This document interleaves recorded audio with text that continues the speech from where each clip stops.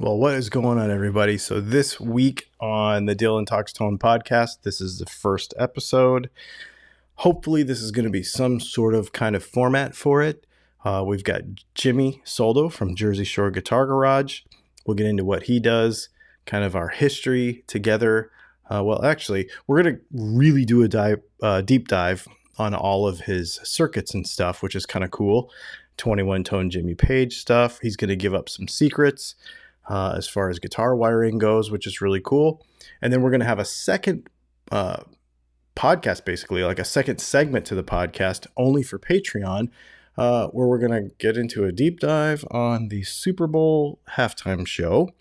He's going to actually show you how he wires his coil splits, which is different than anybody I've ever seen. And it's very, very cool. And what else? Yeah, that's pretty cool.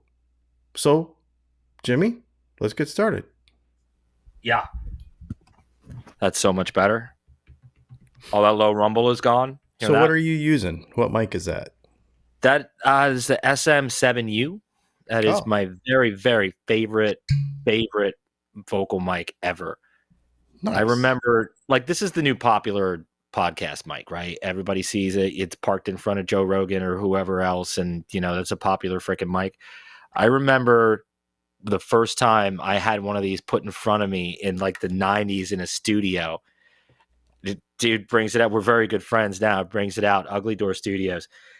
Pushes out in front of me this is the vocal mic you should be using. I looked at it what the shit is that? And wait, can I do that on your podcast? Is that all right?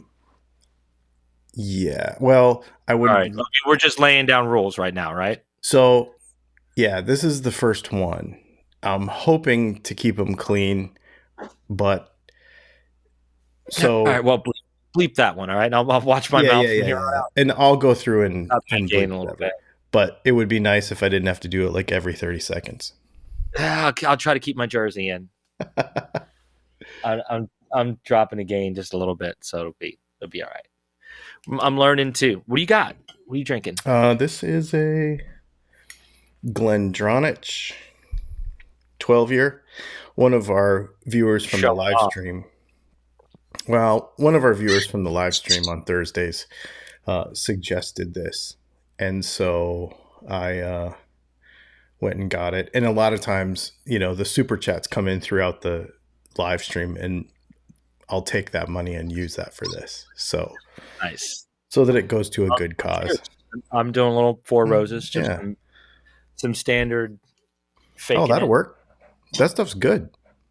I like Four Roses. Use a small batch and it's okay. So cheers. Yeah. So that's I think my father-in-law and I got a bottle of that, and it's really good. I take the Four Roses for sure.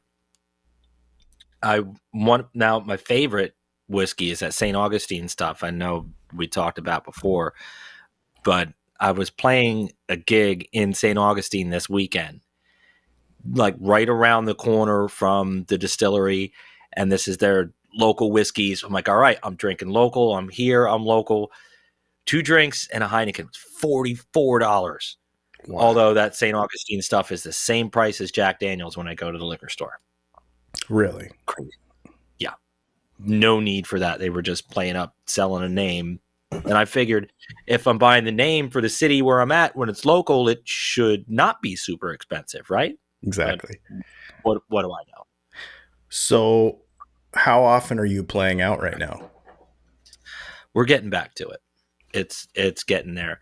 I mean, post-COVID, obviously, it's crazy. With it being so cold down here in Florida, if it gets below 60 degrees, that's it.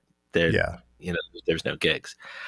But I'm lucky enough to have regular stuff, so I'm okay. Before COVID, how much were you playing? Oh, dude, stupid. It was stupid. I had solid 6 gigs a week, repeating 6 gigs a week, a double on Friday and a day off every single week. It was stupid easy. Wow. And it's kind of funny because I was just being dumb, putting cash money on the side for this piece of property that I wanted. was $5,000 for this uncleared piece of property. And like, you know what? I'm going to buy that cash. I'm not screwing around. I'm just sticking the money on the side, still being dumb with, just tip jar money I'm throwing on the side, determined to buy this with my tips. And it was almost there. COVID happened. I spent all that money, and here I am still renting, and my rent like almost doubled. Oh. It's another story. That's the story of every musician right now. I'm lucky enough that, I'm in the middle of work right now. That's why we're doing this in my garage, and I don't have the pretty background like you do because I'm doing stuff. Yep. So what are you working on these days? So you, obviously Jersey Shore Guitar Garage is the thing. That's the thing. That's the thing I've been doing for a minute. Like, all the electronic stuff. I got some motorcycle stuff going on. And if you left it in from the beginning of the podcast, because I can't watch my mouth, you heard all that low rumbling in my desk. Yeah. I didn't turn off my low cut. I've been doing a lot of voiceover, believe it or not. Cool. I've been working on Fiverr and just a couple other places. A lot of work has come up because of the pandemic. You wouldn't think so, but a lot of people needed voiceover for videos. I just want to show you this. Like, even with this mic, you asked me what mic I'm using. It's the SM7U, and it's just the standard like podcast mic. It's the popular mic to have, but I want to show you something this mic can do. I make a lot of money because of this trick.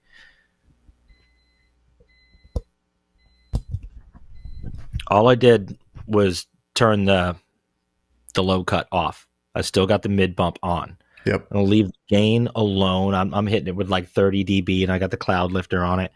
But you leave it where you would have it set for a normal room, and just eat that mic. Right? Make your up on it. Vocal cords exactly right. You're listening to Smooth Jazz CD 101.9. Is it ridiculous or what? Do you have anything else on your computer using the internet right now? Yeah, probably. Because your video like went all choppy. Oh, did it went It went choppy right there. Of course it did. Well, no, like about a minute and a half ago. But yeah, if it's random like that, it's probably Google Drive. Mm-hmm. Let me see if I can disable that. I forgot we would be using a lot of bandwidth tonight.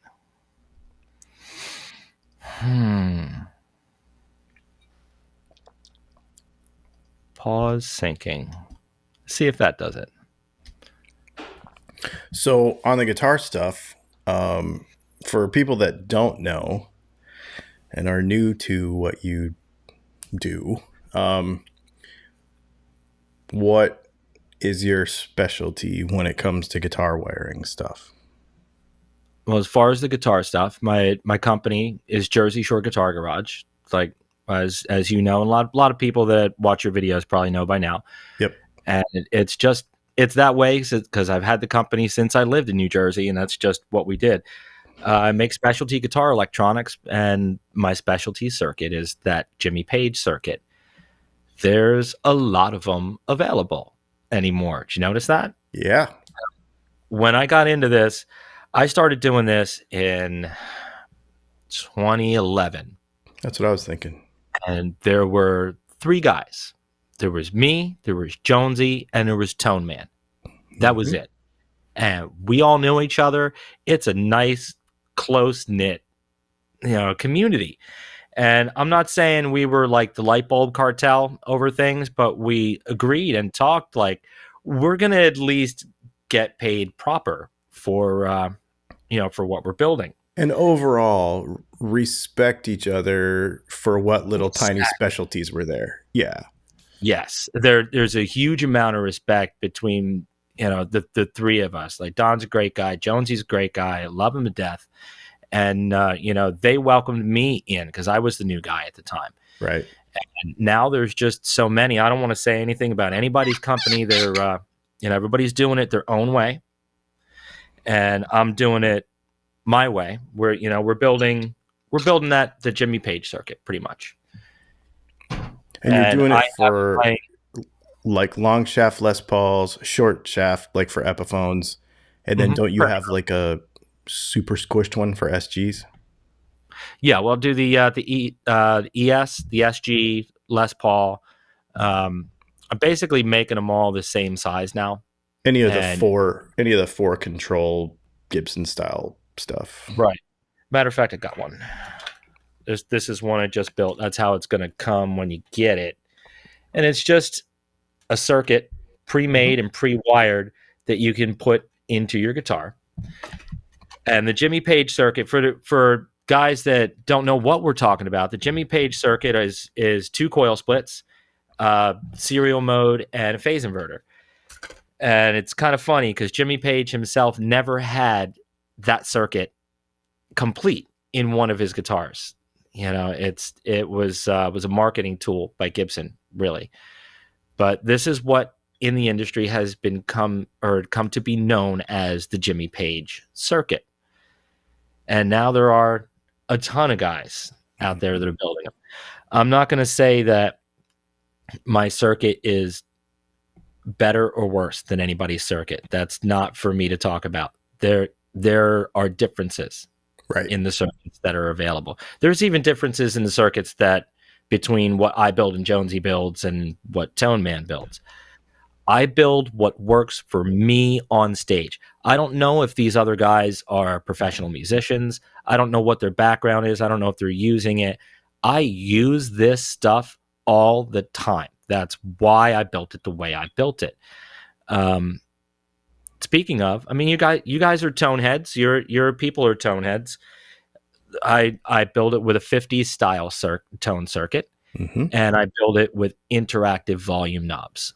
You know, there's no secret to this. I'm not holding all of the stuff. Matter of fact, I've got instructions, an instructional video I'm putting together. I'm going to show you guys how to build one entirely. And I got my own reasons for that. Maybe we'll get into the story, but I'm giving away everything that I've learned on this circuit because it's fun. It's fun to build.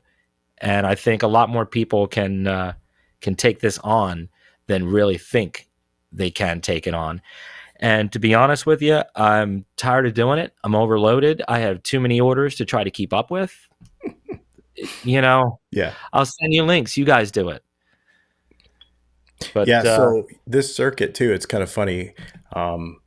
Maybe on the Patreon portion afterwards, we'll talk about how we met and go all the way back to the beginning. But the long and the short of it is the first Gibson style circuit you ever sent to me had like a bajillion wires on it. Remember you used to do the little pigtails that would come off the ends and stuff? Yep. And now it's that super clean thing you just showed us with nothing, and it's hook up a couple wires and you're done. So you have evolved this over a long time. And it's been a lot of trial and error too. You know, I've had customers upset that we don't do the pigtails anymore. You know, they want a little bit of wire to get in there and work and make their connection. And I get that. However, it's not the right way to work on your guitar. You're adding another connection. So you're adding another possible failure point. And that's why we're doing this. We're not doing this because look at all the props I have. And you know what? I didn't put this out for the video. I promise. My desk really looks like this garbage. We're not replacing this because this sounds bad. I want to make this 1,000,000% understood. This is the same as one of these. Every one of those little traces is a wire. That's all it is. We're not replacing this because this sounds bad. Those are poly caps. They're good capacitors. Those are actually Panasonic capacitors. So those are high quality capacitors. And these are CTS pots. This is really good stuff. The reason that we replace this is this right here. This quick connection. This works great on day one. This works great if you have your guitar hanging on the wall or in the case. You take it out and you polish it real nice and you treat your instrument how you're supposed to. I do not. So if you're playing on the Florida beach 10 months out of the year, it's not going to happen. My instruments go to war, and they have to be set up that way. They have to be. This is, I hate saying possible point for failure. It's gonna fail. This is where it's going to lose contact. When this loses contact, your guitar sounds like it has a wet sock over it, or it doesn't work and you can't complete your gig. That's why you replace it. When you're replacing it, if you want 21 tones instead of 3, you get this one. So what are all 21 tones? Are you gonna make me do that? Yes, because I know them. I mean, we can do it. Okay. I mean, we can go through and just do a list, or I can give you a practical way of how the circuit works, and I think that makes more sense. Okay, do it. Because, I mean, I'll bring up the list from my website right here, and I'll just read them to you. Right. Which I think is kind of impractical, because when people do that, and they say 21 tones, I'll never use that. Right. Once you understand the circuit, yes, you will.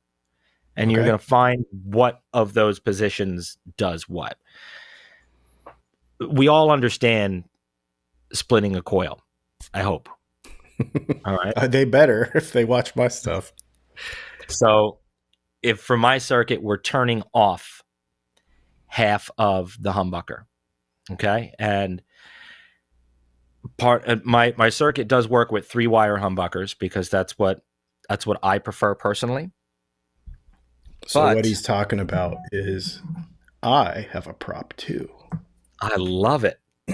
So what he's talking about is a humbucker actually has 4 wires.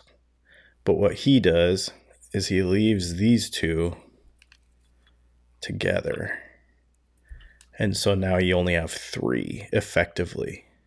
So you have your start and your start and your 2 finishes are stuck together, and it's effectively 3 wires coming out of the pickup instead of running 4 complete wires out of it. That's what he does. Now, there is a downside to that, because you'll never be able to get that 2 single coils on next to each other sound. Parallel. Right. Yeah. But, well, you say parallel, my brain goes to pickups on parallel in series. We'll touch on that in a minute. I mean, within the pickup. Parallel within the pickup. Because inherently, those 2 coils are in series with each other. That's why a humbucker is more powerful. This, again, comes from my practical experience and not finding that as useful. To break off from the circuit for a second, I know we wanted to talk about the sounds and the practical use for this. I think we really need to cover this, because this is a real big issue and a real big question that I get a lot. And why do I do this 3-wire humbucker thing? Parallel is a thing that some people want because they want to cut the hum. All that needs to stop. This is the point I'm at with guitar electronics anymore. I've had it with the myths. I'm just over the dispelling of stuff. Only a certain couple of things matter. They matter a lot, and that's the thing you deal with. That's it. So when it comes to running, don't tell anybody, because I got 1,000 videos diving into this. Anyway, go ahead. Well, my thought on the whole parallel humbucker thing is, yeah, you are getting a single coil-ish sound because you're getting that single coil power type of thing. Right. To go real deep on pickup voicing, when you have 2 pickups on in parallel next to each other, the one with the lower power is the one that's going to take over the voice. Think of that. Yep. So you're only getting the voice of one of those coils anyway, and you're forcing them to read over a wider string area. That's key. Okay. The area that you're picking up, that you're reading of the string, is going to be shaped like something. It's going to be shaped like a node or an antinode. And where you read on that string vibration is going to completely determine how that pickup sounds and functions. And it can be exaggerated where the pickup is in the guitar, which changes with every guitar. And it can be exaggerated, made worse or better by what scale length the guitar is, because it'll put it in a worse or better spot. So continue. 1,000,000%. Instead of having electrical switches on our guitars, if we just had a crank that could move the pickup around and switch it and all kinds of stuff, that would do more to change your sound than anything. Yeah. It's like changing the size of the wheels on your car. That's the cheapest, most effective way to change your gear ratio. Yeah, I know you got the cool thing. Yeah, it's coming. That's as close as you can get to crank. Yep. So that's why I don't do the parallel single coil thing, because you're still getting the width of a humbucker, and you're effectively getting that node read at half power, and that's all it is. So if that's the voice or the sound, the articulation I'm going to get out of the instrument, give me the power and let me just turn it down. If I'm going to have a single coil, especially in the neck position, I want that jangly Stevie Ray thing on the 12th fret and be able to get that. You only get that by shutting one coil off. Right. Now, that being said, you ready for some secrets? Yes. This is good stuff. So all you tone nerds, get your pen and crayon out. Because while we're not talking about superiority to anybody else's circuit, we are talking about differences and why I make those differences. On the bridge pickup, when I turn off one coil, I simply short the series link to ground. Shorting the series link to ground will effectively turn off one coil. When I turn off one coil on the neck pickup, I short the series link to the signal going in. So effectively, I'm starting the signal coming from the series link. Why does that matter? When it's in your Les Paul and you split the coils, it leaves both inside coils on. So they're canceling hum with one another. So it's the proper wound coil. And they're both in a position in the guitar, to my personal ear, that sounded sweetest when both single coils were on next to each other. It sounded most like a Fender, like that 2 or 4 position on a Strat. To my personal tastes and a million different ways of wiring these stupid things, that's what I found to be the most useful single coil positions. And it also works because of the hum canceling. And when you use it with my center punches, the slug sides are inside, and those are the ones that we wind with the different wire, so you don't get the volume drop when you coil split. So we'll get into how all that happened on Patreon, but I'm not going to say that this right here was not on purpose. That is totally a Patreon story, because that was cool how that all worked out. Yep. But yeah, again, no accident, but very cool. Yeah. So that's the way. Remember, kids, if you are splitting your coils, you're doing some single coil stuff, don't do them both the same way. Do one way, do one the other. That way they work with each other nicely, and you're shutting off the same coil on each pickup. Yes. I notice some other circuits out there that just short both sides to ground. Not the way. That's how you get bad reviews, kids. Interesting. Yeah, that's cool. That's really cool. Another magic of the Les Paul, and this doesn't have to be my circuit. This could be the way that it's even put together from the factory, but it is not the way this one's put together. The tone or the signal comes into this circuit on the middle lug. So what's that give you? Why am I hearing all this bass? Did I turn it off? Yeah. Oh, that's better. I never put the low pass back on. So it comes into the center lug instead of the left lug. Instead of the outside lug. Yeah. So that's going to give you independent volume control. Right. That means the more neck you give it, the more neck there is in the mix. The more you turn it down relative to the bridge pickup, it's all going to stay the same. And in your brain, that's the way a Les Paul should work. 2 volume knobs, more of this one, less of that one, should be what it is, right? That's not the way it used to be. And that's not going to give you the magic of what a Les Paul really is. Les Paul, SG, ES, any of those 4-control Gibson guitars. They had interactive volumes. So that means when both pickups are on, we're only talking about when both pickups are on now, their signal is effectively touching each other before they are routed to any volume knob. So they have a play against one another. And however much resistance there is to ground, or however much resistance there is back through this pickup and this part of the circuit, depends on how the other pickup is going to react. So the more bridge pickup you give it, the more it affects the neck pickup. And there's a blend. There's a magic that is to be found in the original Les Paul controls. That is sometimes referred to as 50 style wiring. Right. That is incorrect. That it's is actually not. Should be interactive volumes is really what you should say. Right.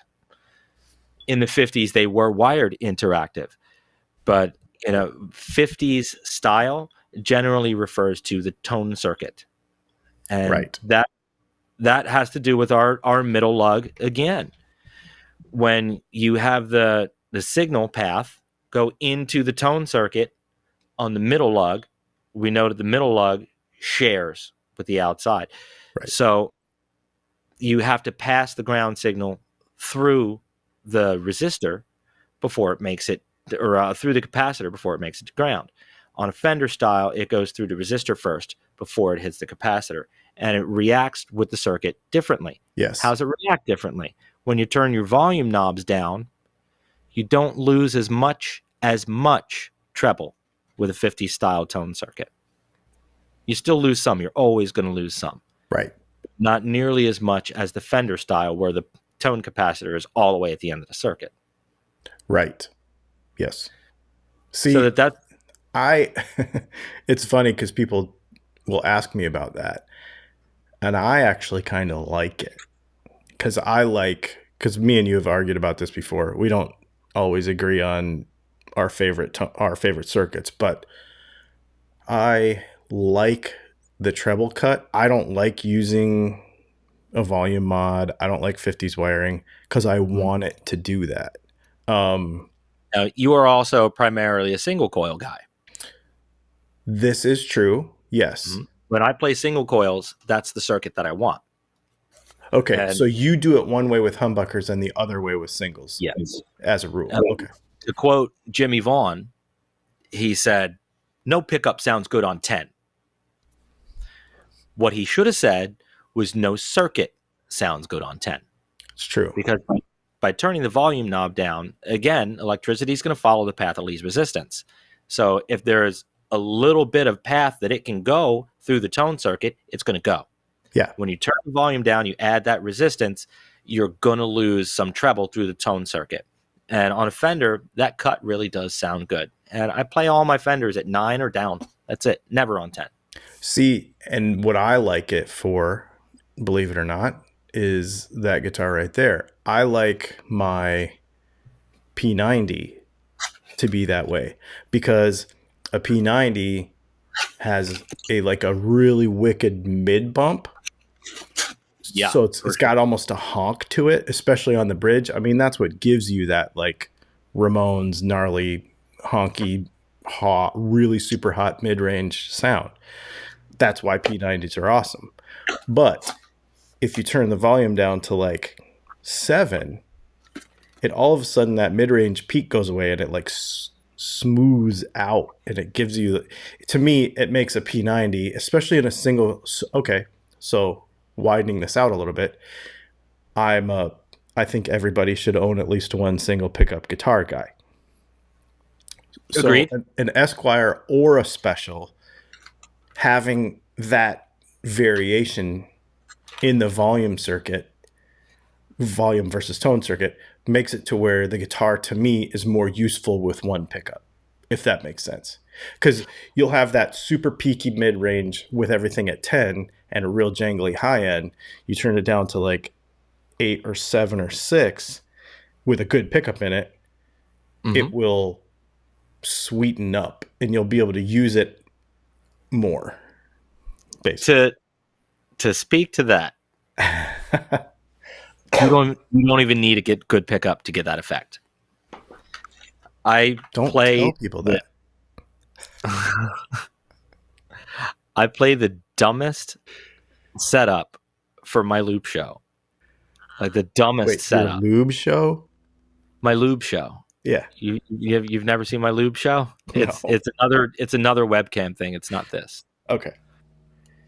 So when I do my looping act, I have the most disgusting guitar. I have the cheapest bass, and I have a terribly cheap. I think I paid $20 for it. Pickup. Should I even say the brand name? Is it some Wilkinson thing or something? It's some kind of.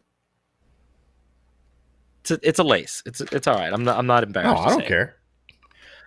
But it's the cheapest bolt-in acoustic pickup that there is.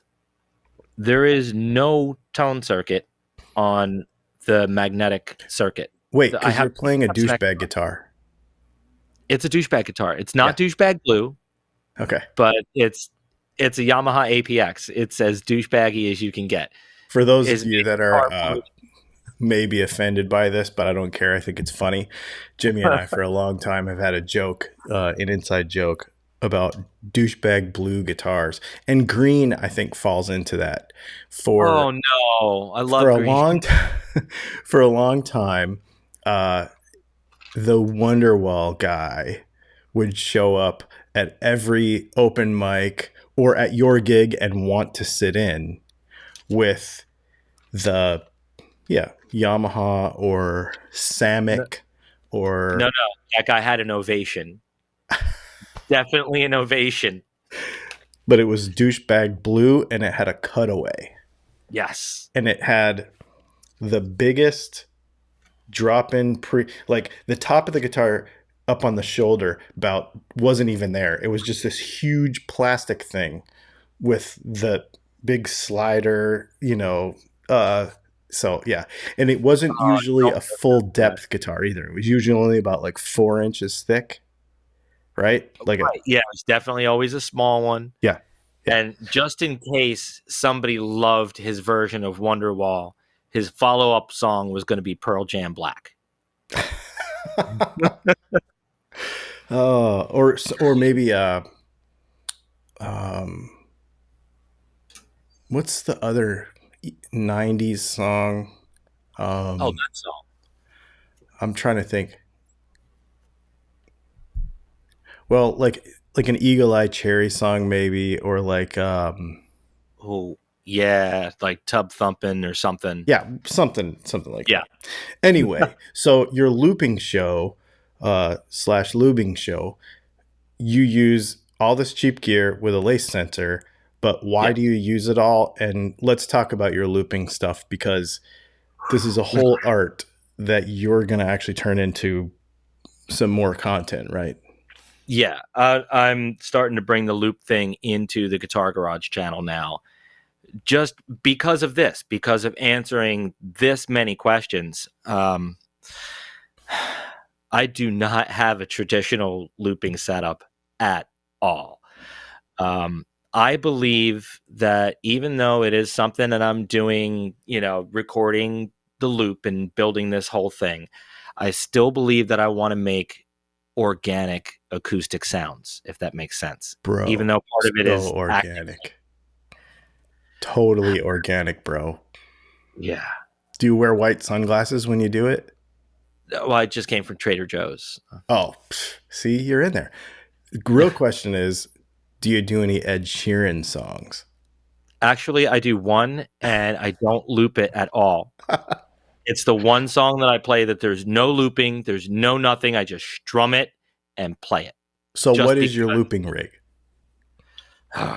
Besides the guitars. Besides the guitars, and the guitars are special in themselves. So we're gonna do. We got to break it into sections. So let's start at the instruments, I guess. Okay. The guitar is a Yamaha APX douchebag model, extra thin, extra light, and it has a Tronical auto tuner on it. Sweet all the triggered people right now. Yeah, I bought that for my Yamaha on purpose because they work. 3 of the tuning heads are busted off. I haven't touched them in years. Doesn't matter. I retune or restring the guitar probably every 6 months. I'm playing 25, maybe 30 shows a month with it, so the strings are cruddy. It works properly. It has the original plastic garbage nut on it. I tune it once per show, unless I go to a different tuning, and I do that quite a bit. At the push of a button, I might add. At the push of a button. It's not like the commercial makes it out to be. You can't stand there while the band's jamming, push the button, go to a different tuning. That's not going to work. If you have it set accurately enough and calibrated to your guitar and everything like you're supposed to, you really need to give it a fair chance, like you would give your floor tuner or like you would give your ear. Hit the button, let it tune itself, and then go back and put it in one string at a time mode and do it again. Give the robot a fair chance, just like you would give yourself or the floor tuner. You can't have gigantic expectations of it. Right. Moving on from there, it has the lace pickup in it. Right. It has the piezo pickup in it. I don't care if that's how you say it. It's how I'm saying it tonight. I might say piezo tomorrow. I don't care. They are wired independent. So there's a 3-way, kind of like one of these. It's actually an SG switch that I have in there. There's no reason for that. It's just what I put in there. So when it's in the neck position, I have the lace that's in the sound hole. It's in the middle of the sound hole. So I have these 2 pieces of steel bar that I painted purple, and there's a nickel under each side of the pickup to give it enough height to come up close to the strings. You can't play this guitar unless you've had a tetanus shot. So it's positioned in the middle of the sound hole, so I'm getting a little more bite out of it than neck, but it's about where I like it. And then the middle position is both of them. The bottom position is piezo on itself, which I very, very rarely ever use. So it's like the John Petrucci of acoustic guitars. It does all the John Petrucci stuff. And it's got purple. Yeah. It's got purple. Yeah. I mean, so there you go. And I've got little vinyl letters on the bottom with my name and an Instagram sticker and a Facebook sticker. And I still have people come up and be like, "You got a business card?" Lady, I'm wearing it. I'm wearing my freaking business card. So I hand her a business card. You know what my business card says? Jimi Soldo. That's it. No phone number, no email address, nothing. You look at it, Jimi Soldo. You flip it over, Jimi Soldo. That's it. Put my name in Google, lady. I spell it kind of freaking uniquely. I'm sorry. This is one of my pet peeves. I still, years and years later, have the same people text me on the day of my gig. "You playing anywhere today?" "How'd you know to text me today?" "You looked at my website. You know I'm playing somewhere today. I would have to open my own website to look at it to tell you where I'm playing and when I start. So can you please just give me the click? Just go."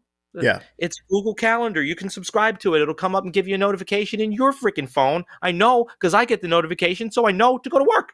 Oh, you don't have to tell me twice. You don't know how many Instagram messages and Facebook messages I get every day. "Hey, how much is your center punch humbucker?" Do you respond with a link or do you actually engage them? I respond with a link. Thank you. Or actually, 99% of the time, I just say, "They're available at dylantalkstone.com. I'm not. And what's really funny about that is my Facebook page, Messenger, has an autoresponder that takes you to the website. So I know that they've already been there. But what they're doing is they're trying to hey bro me and see if there's any deal to be had because they can message me. Yes. No. The answer is no. Most of the time. 99% of the time. Yes. There is no deal. We don't do sales or anything. Okay, so anyway, rigging. Your rig. Oh, we're still doing that. Yeah. Well, I don't. So, the listeners are going to be like, "Well, he never talked about the 21 tones, and he never." Yeah. Well, listen, on the 21 tones, please, guys, JerseyShoreGuitarGarage.com. If you want to know what all 21 tones are, there's a freaking list. Please go read it. And I got a fat kid that used to work for me playing guitar, and he goes through all 21 tones in a row on a video. Go watch that if you want to hear them. Go read it on my website if you want me to list them. It's really good. Actually, the video is really comprehensive. Yeah. It's a comprehensive video. But, I mean, if you got a widescreen TV, he's going to look real fat. I'm sorry. You're going to get me canceled on my first episode for fat shaming somebody. Is that a thing now? I think it is. All right, let's not address it anymore before it gets picked up by the algorithm. So the rig, the reason why the guitar is wired like that, when I play it as a guitar, I'm playing that sound hole pickup 99% of the time. Okay. When I use the guitar as a drum set, I am on the mix of the two pickups, and I have the piezo pickup maxed out in volume, maxed out in bass, maxed out in treble, and the mid swept all the way out. And I think I have the mid sweeper on like 80, 90, somewhere around there. So it's forcing all the low frequencies to overdrive. And it's cutting all the low mids in such a way that when it overdrives, you get like a thump instead of a crack. So, you don't want a smack sound. You want a thump more. Right. It's for that kick drum sound. So I hit the guitar directly, like right in front of the bridge for the bass drum sound, and then on the strings for the snare drum sound. It works on a regular acoustic. You don't need the electronics to pick it up. You could just grab your acoustic and do it. But that accentuates it with the piezo. So as it goes through the system, and when it hits the mixer, I've got a real big bass bump on it. And then it goes out to a good set of speakers that's key to making this sound. Because remember, I want to be organic, but I want to sound, maybe I should define what I mean by that. Like, I don't want to reach over and hit a button and have a kick drum happen. I don't want to grab some sticks and there's some talented loop guys out there. I know Dovidas is doing it. He's a good friend of mine. Gary Wright is doing it. They're playing electronic drums. Tones and I, same thing. She plays them in the keyboard. Yeah, they're more one-man banding it than they are doing it on one instrument, if that makes sense. I'm not doing it on one instrument, and I am one-man banding it. But not the same. Sound I made with my instrument. I'm a guitar player, so I am making this full band sound with my guitar. When I'm mimicking an organ sound, I'm not using a C9 pedal. That's not my rig. I have maybe a little bit of a chorus, and I'll do volume swells, and I'll swell one chord, I'll wait that one out, and I'll swell the other chord. And when the loop comes around, then I swell all the opposite ones. So I have these nice chords that are swelling into one another and mimicking that organ thing. So people that watch the show have something to watch too. I got a lot of musicians coming out and watching because it's like, I saw what you did there. So that's why the rig is built the way it is. I need to because there's a showmanship to it. Yeah, you're putting on a show. Yeah. I'm not just going to stand there and loop a song at you for a minute and a half and then sing it for 2 minutes and go, ta-da! The looper is an instrument. You have to play the looper as well. Otherwise, yeah, you are doing some fake stuff. Yeah. Whew, that one was close. Have I made it through this whole podcast without cursing yet? Yes. I have so Except for far. the one. That was in the beginning. We can take that out, though. We're good. I'll just beep it. No big deal. Awesome. Yeah. Yeah, so you're putting on a show like the Super Bowl halftime show kind of thing. Kinda. Only no Chrome PRS, but no Chrome PRS and no lip syncing. Well, and you're not right side up. I mean, you're not upside down. They were not lip syncing. I know they weren't lip syncing. That's why I brought it up. You and I had this conversation earlier, and what's funny about it is I wasn't really paying attention to that. I was just like, oh, it's so cool that they're all there. All right, listen. But of course, my wife knows every word to every song from every 90s and early 2000s rap song. And she's like, they messed that up. They messed that up. They messed up these lyrics. And I'm like, they're really singing this stuff because she knows all those words. That's a fact. Yeah, they weren't lip syncing. That's so now, hold on to that Super Bowl thing because save that for Patreon because you know what? I've got a thing on the Super Bowl halftime show, and you guys all hate it for the wrong reasons. And you're gonna have to watch the Patreon to hear that. I've probably got soapbox out about that. Okay. Where are we in time, anyways? Let's finish this rig up because you. Okay, yeah. Let's do it. So, the bass is special too. The bass has a preamp inside of it, and this is actually a cool, totally not planned soft sell, but I'm doing it anyway. I used the Kent Armstrong bass preamp. You can't get those anymore. Really? I've used them before. That's cool. WD stopped carrying them. Did you see that? You can't get them.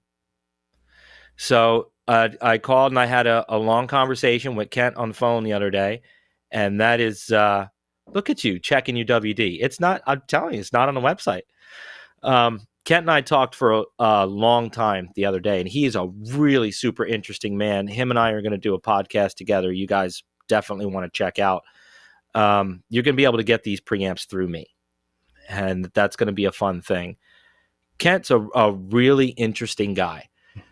Back in the day when this whole pickup winding thing was getting figured out, Kent was learning to wind pickups from Bill Lawrence. You know who else was learning at the time? Larry DiMarzio and Seymour Duncan were both learning from the same guy that Kent Armstrong learned from. Jimmy Page approached him. He's like, hey, you're coming on tour with me. You're going to be my new guitar tech. And Kent's dad, Dan Armstrong, is like, no, you're not going on tour with a rock band. You're going to MIT. So that's the path in life that Kent took, and we know where Larry and Seymour went. The guy's a genius. He's a freaking genius. And just the stories he's got, I don't want to give away too much of what that podcast is going to be, but it's going to be ridiculous. No, that'll be a good one for sure. So this preamp is in my bass. My bass, essentially, except for getting plugged into the looper, is going directly into the PA. The PA is sharing the same mix for the loop, the guitar, for my vocal. It's all going into one channel through one mix. So I have to have something to make that bass stand out and be a bass in that mix. Right. And all this is doing is a 15 dB boost or cut on bass, middle, or treble. It's simple. There's nothing special about it. It's just a real clean one. 15 dB is tough to get. Most of them are 10. And that lets my bass be a bass right next to and essentially sharing impedance load with the guitar, with the looper. It's not a buffered signal until it comes out of the other end of the looper. So essentially my bass signal is touching my guitar signal the entire time. There's a guitar pedal foot switch, like a true bypass foot switch in my bass to turn it on and off.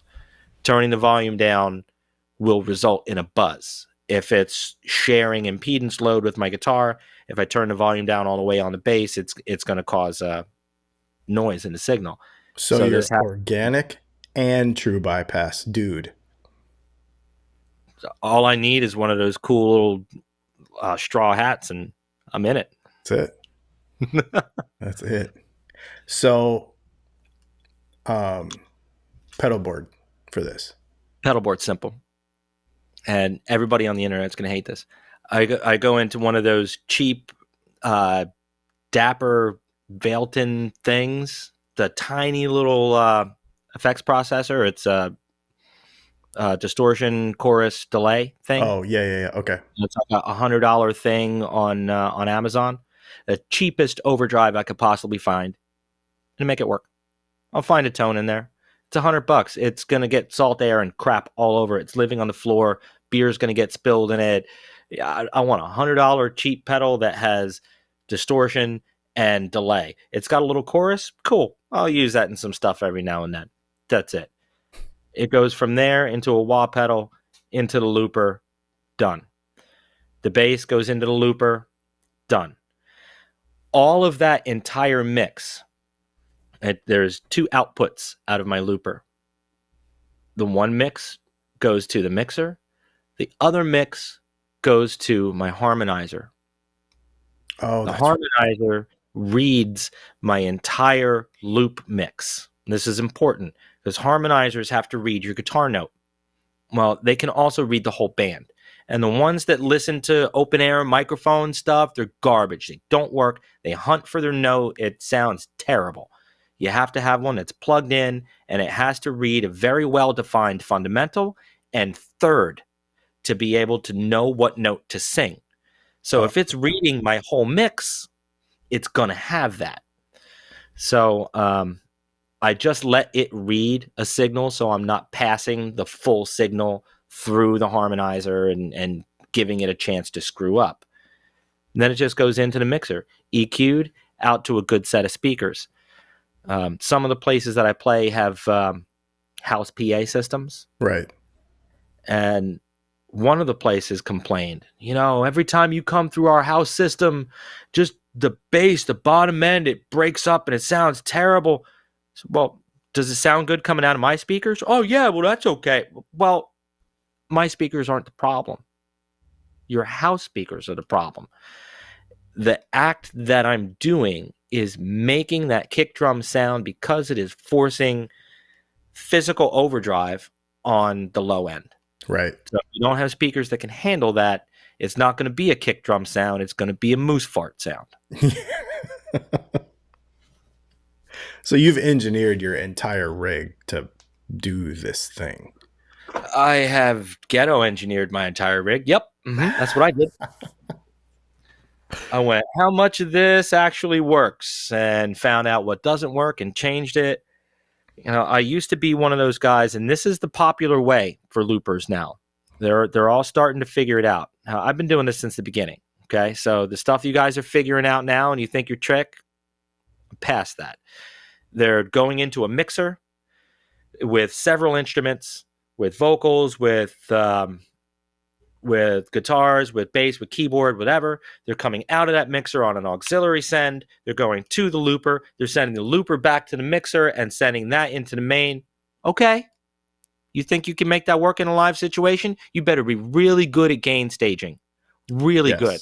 And you better have an hour plus to set up at every gig because you're going to have to sound check every one of those gain stages. And it's going to be different from room to room to room. I highly suggest if you guys are loopers and you want to put yourself in the trenches and go to war for a living, because it's not a glorious living. If this is what you want to do, you better make it something that you can throw on the floor and pick up and carry away. The places that I play that are going to make me the most money, I have to get in and out of fast. A lot of them have their own PA system, so I don't have to carry that. But my loop rig has to hang on my side, so it has to be something I can carry in one shot. I wear my guitar on my back. I carry my mic stand and whatever other peripherals in this hand. Down the road I go. I may have to walk a half mile to a gig in St. Augustine. It's like that. So if you guys are going to do this for real and you're going to actually try to be a professional musician and be a professional looper, I highly recommend you make something that you throw on the floor and go. I would love to bring my keyboard and all kinds of other instruments and, mic up a djembe and put that in there. It's not practical. And honestly, that's not just loopers. That's everybody. Everybody. It's getting to the point where you can't really, I'm not saying you can't, but there's a lot of places that don't want tons of stage volume, that want a quick turnover. So throwing a Line 6 Helix or a Pod or a Kemper or something on the floor and playing and leaving. And you know what? If you bring $5,000 worth of amps and guitars, you're still going to get the same money that you did if you were to just throw a Pod 500X on the floor. You nailed it. I mean, really. I have a friend that's playing in a band up in New York now. Shameless plug for Big Logic and the Truth Serum. Check them out. They're a real good band. They have switched over to Line 6.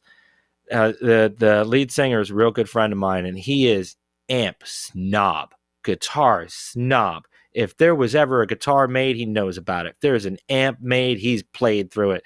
It's just one of those dudes. He's got tons of really Gucci amps at his house. He's playing through Line 6. Have you seen this? I think it just came out today. We're going to put it in the news tomorrow. What do I see? You can put something on the screen? I can put something on the screen, and then we will explain it to those that are just listening. But this is the new Line 6 Catalyst 200 for $499. It's got the Line 6 Helix HX stuff and a 2x12 for $500. So you've got full-on modeling capability in a 2x12 for $500. That's ridiculous. Yep. And then they've got another one. There's a 60 watt one for $399, I think. So the reason I bring it up is because that's the kind of stuff that I'm talking about. You're just going to throw it on the floor and play. Nobody cares that you don't have, whatever. Care if you make a good sound. They know what a good sound feels like. They don't know or care how you got there. No. And all this stuff is getting to the point where if you're going to cover a Lynyrd Skynyrd song, you can do a reasonable facsimile of a Lynyrd Skynyrd sound. If you're going to do a Pink Floyd song, the stuff is in there to do that. If you have 18 different amp models and 50 effects, and you can put together 5 or 6 rigs that, 5 or 6 profiles that you can use, you'll be able to do everything you want for $500. Absolutely. And for a working musician, that's what you need. And then to have the line out, you have that on the stage behind you and a line out to go to the house. No extra DI, none of that stuff. Microphone, that's key. Every time you add a microphone to the stage, you're making the stage more live, and it's tougher to deal with. If you're doing sound yourself, you're giving yourself another thing to have to deal with. That's the other thing, having to rely on a front of house guy when there really isn't anybody worth anything in a lot of these small places, or nobody at all. You want to make enemies with the sound man real quick? Go in there with a quad 12. For real. No sound man wants to see that anymore. No, it's true. However, I will say this: we played a real big gig this weekend at in St. Augustine. It's a place called Colonial Oak Music Park, and super fun gig. I got to pick up a drummer for it that I rarely get to play with. This guy is super talented. And the hell was I going with this?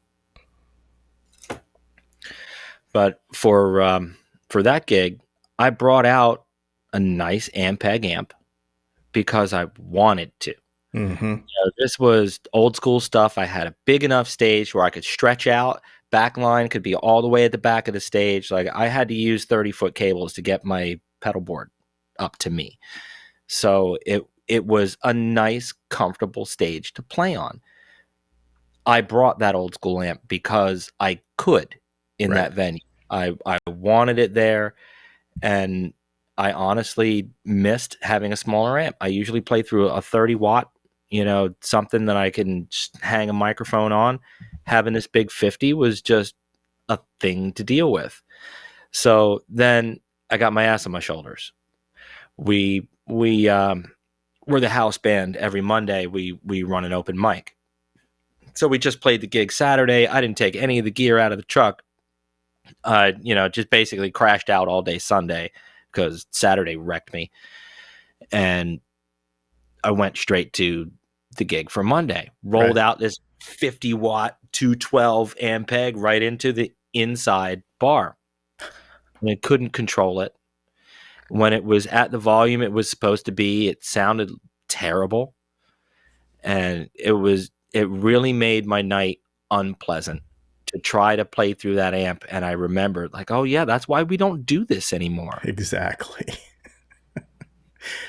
I think it's going to get to the point where, for me, it already is there. I'm really tossing around buying a super reverb, but I won't take it anywhere. That will actually be the amp for me. And then if I want to go, that's a $500 toy. Why would you do that? Because I'm not going to get that one. I'm going to get the digital one, the Tone Master. I am. That's on the list. Because I can record with it. So that's the biggest thing. Yeah, I get that. I have a Hughes Kettner I use for that. Yeah. And it's phenomenal. I just plug it in, and I do a lot of studio work. So like if I sell a slide track to something, I can just plug that into my interface. It's got speaker emulation right in it that's good enough. It's not the sound. Like if I was recording a solo on my album, yeah, I'm going to mic up the amp for that. If I'm doing rhythm tracks on my album, H&K all day. Right. Yep. You're going to change the sound in post anyway and make it what you want. Right. Well, we are at an hour, actually, which is kind of what I was thinking would happen with these things. So before we go over to Patreon and chat about we're going to go to Patreon. We're going to talk about, I think, 2 things in particular, and then we'll see where it goes from there. But hey, you know what else I'm going to do on Patreon? What? I'm going to build this. Oh, you're going to build it while you talk? Yeah. Cool.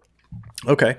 So for those of you that are not on Patreon, patreon.com/DylanTalksTone, and you can check it out. It's going to be the same Patreon for the podcast as for all my other stuff. I'm not going to start another one. But we're going to talk about where we started, because Jimmy and I have been developing products together we've been doing stuff together since 2005, something like that. Like before YouTube, before 2002, I don't know, long time ago. We were actually switched. I had the TV show and you had the products. That's right. That's exactly right. So we're going to talk about that. And then apparently Jimmy has a rant about the Super Bowl halftime show that we're going to get into. So for those of you that want to jump over to Patreon for the little bonus content, you can do that. And for everybody else, before we go, Jimmy, where can they find you? We know we can Google your name, but what is your website? All your things. Just okay, all the things, because we didn't touch on nearly all the things that I do, but I'll give you some of the big things that I'm doing right now. Jersey Shore Guitar Garage is where you're going to find the guitar content that I'm putting out. It's on YouTube. It's on Facebook. Typing that into your search is going to get you close to what I'm doing. Part of going back to those years, Dylan and I had put together a college level seminar called the Tone Clinic. Mm-hmm.